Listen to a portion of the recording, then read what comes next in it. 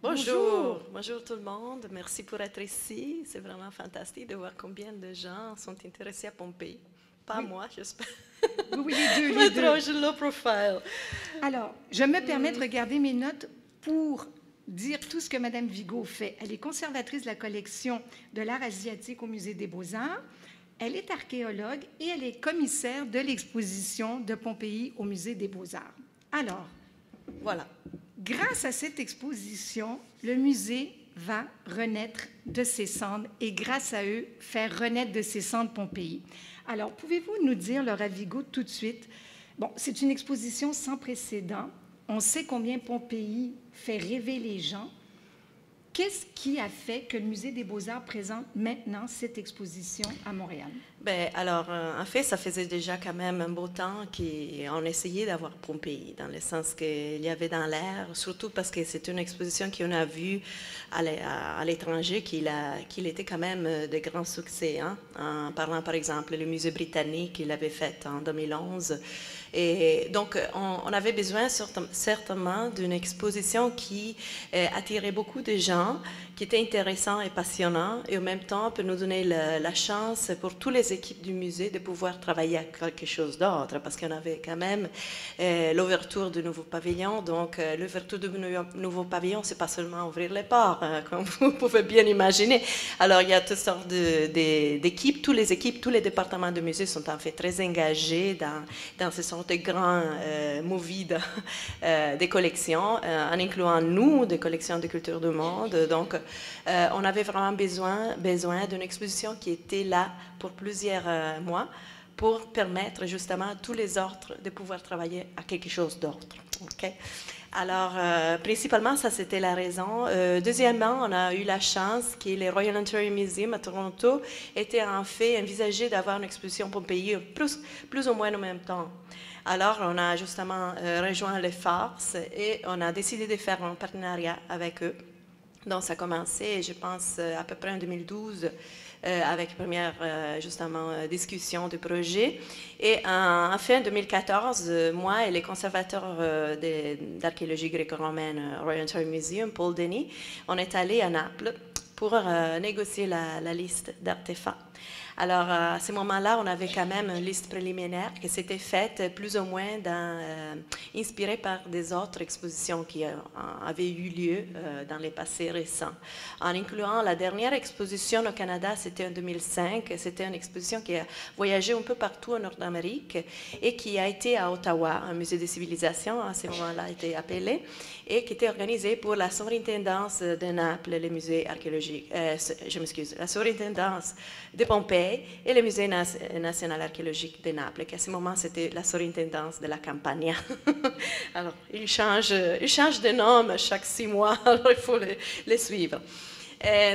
C'était un fait à ce moment-là qu'on a eu vraiment l'occasion pas seulement de rencontrer les directeurs, les gens qui travaillent dans les sites, mais aussi de voir qu'est-ce qu'il y avait dans les réserves et surtout avoir aussi un aperçu beaucoup plus ample, aussi vaste, de tous les reliques qui viennent de Pompéi. Hein.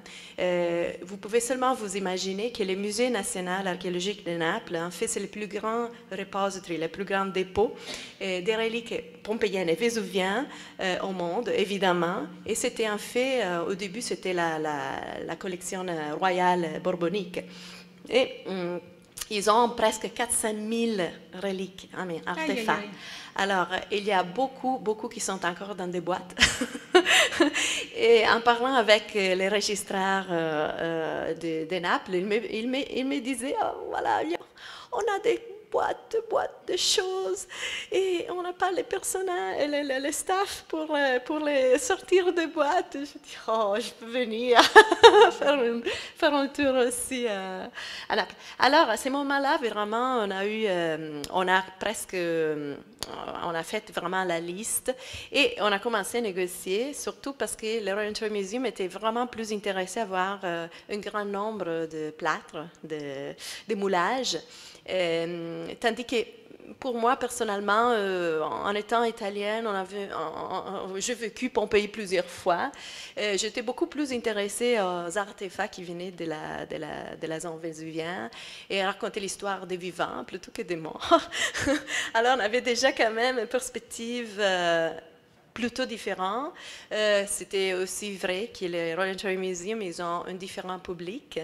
Et eux, ils sont beaucoup plus children-friendly, comme on dit. C'est un musée qui a aussi une grande collection de dinosaures, tout ça. Donc, c'est évident que leur target était beaucoup plus, je dirais, jeune.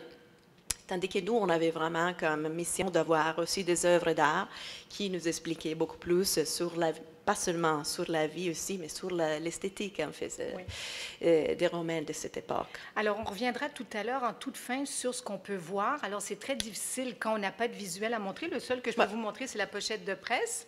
Profitez-en bien. Mais pour le reste, on vous invite à aller au musée, mais on reviendra quand même un peu sur les 220 objets, artefacts et tout qu'on peut voir au musée. Qu'est-ce qui vous a amené à Montréal, si c'est pas indiscret? Mais non, en 2 minutes, hein? 2 minutes. Non, mais au musée disons Musée des Beaux-Arts de Montréal. Musée des Beaux-Arts de Montréal, c'était en fait, moi, j'ai fait tous mes graduate studies, tous mes études supérieures, on dirait, doctorat, maîtrise en Angleterre. Donc, j'ai vécu 12 ans à Londres. C'est là que j'ai rencontré mon mari, qui n'est pas canadien. Il est cubain, mais on s'est rencontrés en faisant le doctorat. Il faisait tout à fait une autre chose. Il était immunologue. Et à un moment donné, il a reçu une offre de travail ici. Il travaille pour l'Agence mondiale antidopage. Maintenant, ça fait déjà 9 ans qu'on est à Montréal. Et donc, on a décidé, évidemment, c'était une grande opportunité pour lui. Et moi, j'ai dit, OK, Canada, ce n'était pas dans ma liste de pays, mais c'est évident que pour une famille, c'est un pays, c'est tout à fait un pays paisible. Alors, on a pris tout, les valises, comme on dit en italien, baracca burattini, et on est venu ici. Et à un moment donné, au début, c'était quand même difficile pour moi parce que personnellement, je ne parlais pas français.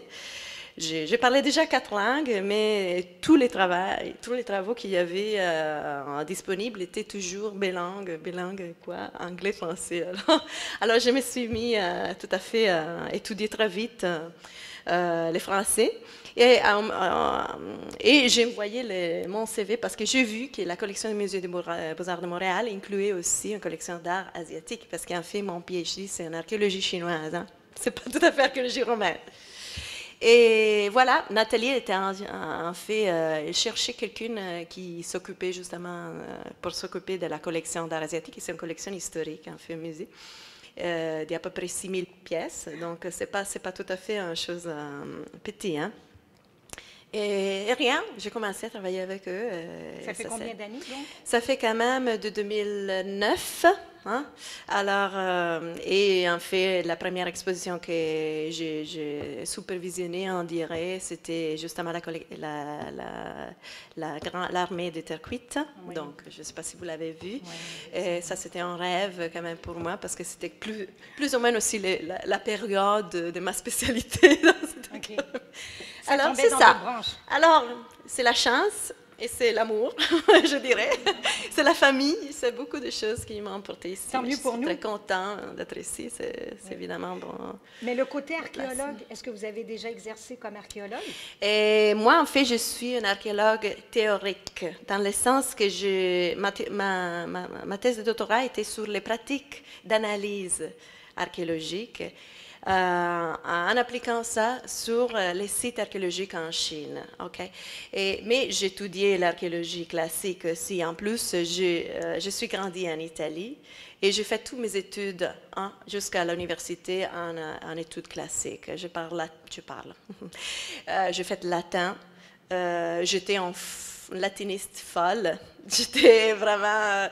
Et en fait, mon rêve de toute la vie, c'était d'être une archéologue romaine, une archéologie romaine. C'est mes parents qui disaient, non, il ne faut pas, il n'y a pas de travail.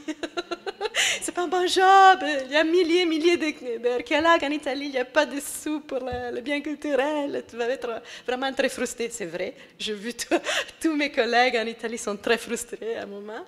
Mais je suis revenue au point de départ. Hein. Je suis allée à Pompéi la première fois, j'avais 8 ans. Alors, c'était là que j'avais comme les moments de j'ai dit, oh, je vais être un archéologue. C'est en allant à Pompéi? Oui, c'est incroyable. Hein? La boucle est bouclée. La boucle est bouclée, exactement. Ça, c'était vraiment quelque chose. Mais avez-vous quand même fait des fouilles? Je suis allée dans des fouilles en Chine, mais en Chine, à ce moment-là, de faire des fouilles, c'était pas facile. C'est pas comme l'Europe, qu'il y a des joint ventures avec des universités. Pour la Chine, à cette époque-là, c'était plutôt, on pouvait observer, mais on ne pouvait pas fouiller de toute façon. Mais c'était le fun parce que j'étais intéressée surtout à comment on appelle, les momies, oui. Qui ne sont pas vraiment des momies, mais dans l'Asie centrale, donc à toutes sortes d'échanges entre Occident et Orient. Je ne veux pas aller dans ce domaine maintenant parce qu'on est dans Pompéi, mais oui, j'ai vu beaucoup de choses intéressantes. Ouais. J'ai déjà entendu dire pour des volcanologues qui, par exemple, donnaient des conférences et justement, au même moment, il y avait une éruption à quelque part. Et là, ils regrettaient quasiment d'être avec nous en disant « J'aurais aimé ça être sur le site au moment où il y avait une éruption ou quelque chose. » Je ne pense pas que je voudrais être à Pompéi au moment de l'éruption. Non. Entendons-nous, c'est parce qu'ils auraient voulu quand même vivre la chose sur place, prendre des photos, être là. Oui.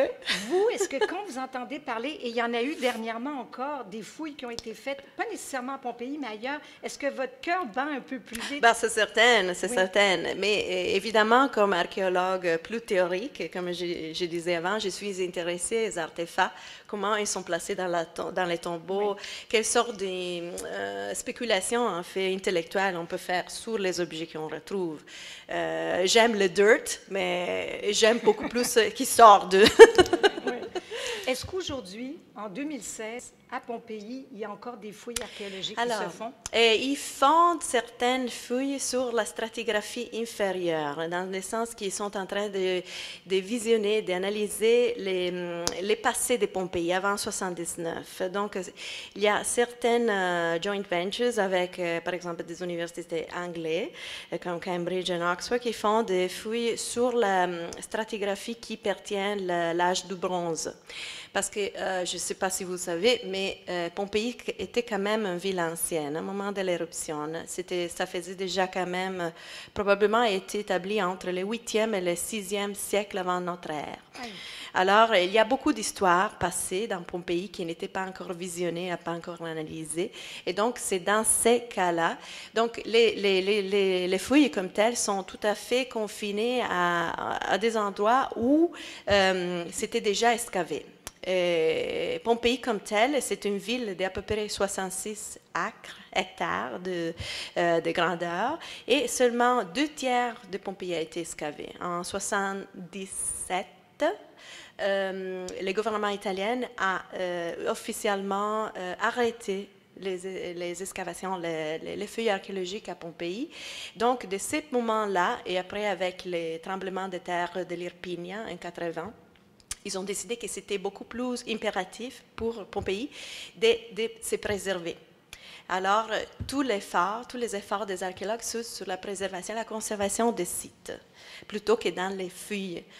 Dans les tiers qui n'étaient pas excavés, qui encore, vous voyez, il y a des poppy flowers, c'est vraiment très bucolique. Mais en fait, le problème majeur, c'est le problème hydrogéologique, parce que c'est une arrêt qui est très difficile à contenir, à confiner et à protéger des agents climatiques. Parce qu'il y a beaucoup la pluie, premièrement, les tremblements de terre. Alors, et le bradisisme, parce que c'est un arrêt où il y a, les terrains bougent. Le terrain bouge. L'auteur du terrain bouge de 2-3 cm par année. C'est assez long parce qu'ils sont dans un arrêt sismique. Alors, ça signifie qu'au-dessus de Pompéi et au-dessus de cette... Il y a quand même un grand lac volcanique presque. La chambre magmatique est très vaste. Hein? Ça fait 20 km de chambre magmatique au-dessus de la zone vésuvienne. Alors, il y a beaucoup de... C'est comme être dans un bateau, là. Instabilité. Oui. Et puis, est-ce qu'en plus, le Vésuve n'est pas la jonction de plaques tectoniques qui pourraient bien, évidemment, pas seulement ça. Mais le Vésuve comme tel, en fait, c'est une petite partie d'un grand, on appelle ça les grands volcans. En fait, c'est un système volcanique qui inclut aussi les Campi Flegrei. Les Campi Flegrei, c'est la zone beaucoup plus vers Portici, en fait, plus vers, on dirait, l'ouest de la baie de Naples. Et vous le pouvez voir de satellite. On voit bien que c'est comme un grand petit cratère tout autour. Ils disent, les géologues, les volcanologues, ils disent que c'est quand même pas une situation de grand danger dans le sens qu'il ne peut pas exploser du moment comme c'était Santorini, Krakatoa. Mais en même temps, c'est au-dessus, il y a 7 grandes chambres magmatiques, donc où il y a la lave. Qui a rejoint les volcans Vésuve et les Campi Flegrei. Donc, en fait, Naples, au-dessus, il y a de la lave. Ouais. Alors, moi, franchement, à chaque fois que je vais à Naples, je me dis, OK, je reste 2 jours. Parce que si ça, quelque chose ça passe dans la zone rouge, comme on appelle la red zone, il y a toutes sortes de plans qui a la protection civile, non? La protection civile italienne a mis en place pour la migration soudaine de toute la population. Mais imaginez-vous, il y a des millions de personnes qui vivent autour de Naples, parce que ce n'est pas seulement Naples, c'est tout l'interland de Naples. Alors, tous les petites... voilà. En plus, ce n'est pas urbanistiquement facile. Hein? C'est quelque chose passe, il dit « Ah, il faut aller !» 5 millions de personnes qui essayent de sortir n'importe où. Là. Ouais. Et aussi, le site est maintenant classé au patrimoine mondial de l'UNESCO depuis à peu près 20 ans. Oui. Ça, c'était une des premières étapes, en fait, dans la stratégie d'exposure, de promotion du site de Pompéi.